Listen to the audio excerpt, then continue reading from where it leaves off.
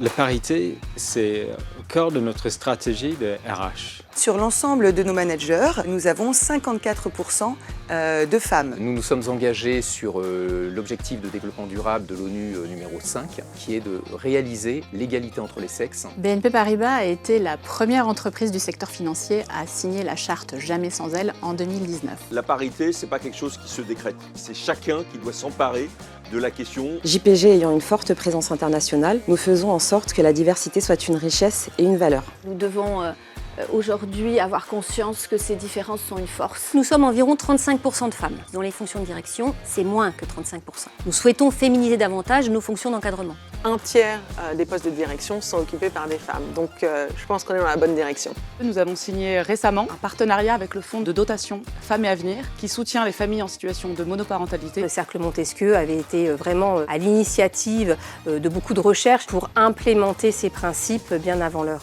En 1966, on a fait le choix de ne pas genrer nos titres de presse, ce qui à l'époque était à la fois visionnaire et militant. À Centrale Supélec, on a mis en place en 2019 une référente égalité femmes-hommes et un comité en charge de l'égalité. Le premier niveau d'action, c'est la sensibilisation et la formation de nos salariés et de nos managers. À titre d'exemple, cette année, nous avons mis en place une formation obligatoire pour tous les managers pour lutter contre le sexisme. Le Collège de Paris veut aussi que toutes les formations et tous les métiers soient accessibles aux femmes à tous les âges et en fonction de leurs projets, de leurs souhaits et de leur volonté. Aujourd'hui, nous avons mis en place des projets avec des rôles modèles de diplômés EES de l'ESCA qui viennent parler à l'ensemble de nos étudiants pour casser cette vision genrée. Depuis plusieurs années, nous avons lancé un plan de féminisation. On a développé une culture plus inclusive. Pour ça, on a lancé un baromètre de l'inclusion. On a une feuille de route diversité et inclusion. Nous avons mis en place un certain nombre de dispositifs pour favoriser le développement de parcours internes pour les femmes,